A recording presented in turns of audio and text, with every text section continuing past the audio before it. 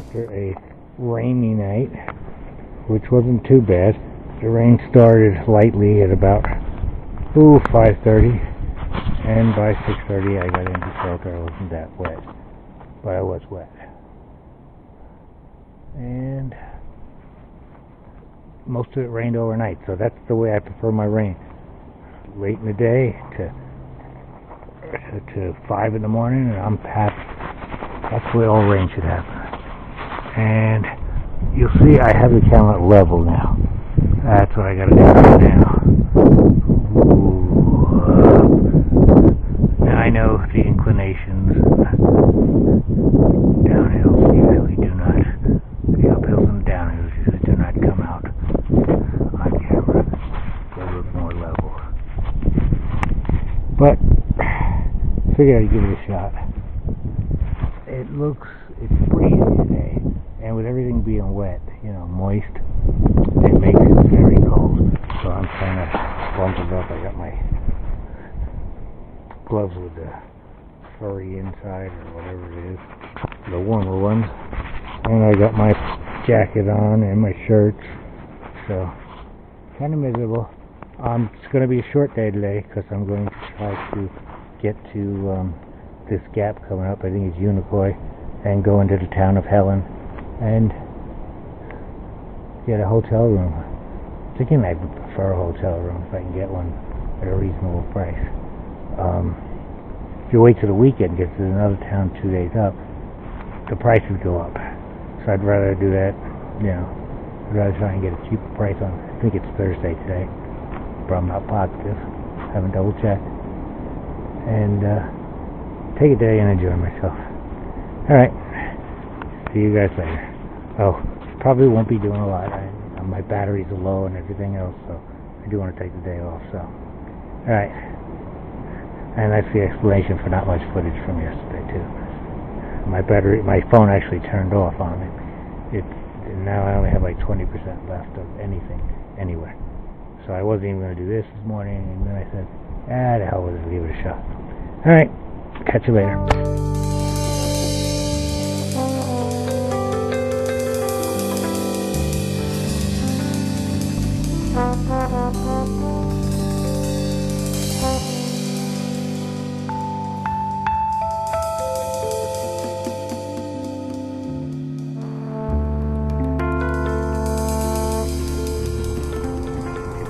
Shuttle driver says they're going to be more than an hour. Go ahead and start hitching and walking down the road. Chances are you'll get a ride within that hour. I wasted most of my day here. I tried very hard to get here before 12. I got here about 11:30, so I can get things in the mail. And it is 3:07. It'll probably be 3:30 by the time she gets here. So, lesson learned. When I have this situation arises again, I'm hitching and hoping the shuttle drives by and gets me on the ride. We're ready. Enough for right now. And other than that, I've got it probably will rain tomorrow. It's a 40% chance, but it doesn't look like it's a lot of rain. It's a small amount according to the weather forecast. It'll still be a pain in the butt if it does, and I will be heading north from Unicoi Gap. Tonight I probably won't get far, but by the time we get up there, it's a half-hour ride. It'll be like 4. And usually that's when I start looking for a place to lay down. So the water hole is about 1 mile from the whatchamacallit, the gap, where I'll be dropped off in the parking area. And it looks very uphill. And I will probably get around that, so I know I have water. And then I will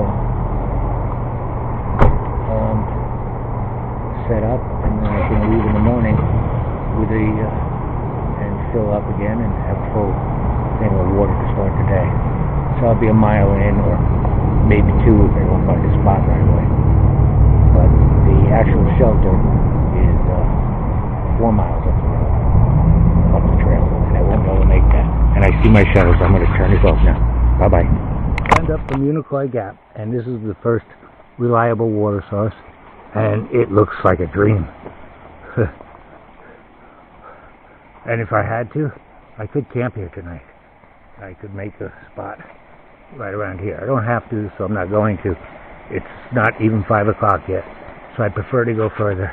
And I'm not going to get water here either, because there's another spot a little further, and it's a little less distance that I have to carry. I would imagine it's from the same flow, so I'm expecting it to be just as good. But this just looks beautiful, the setting. And I thought I'd share it with you.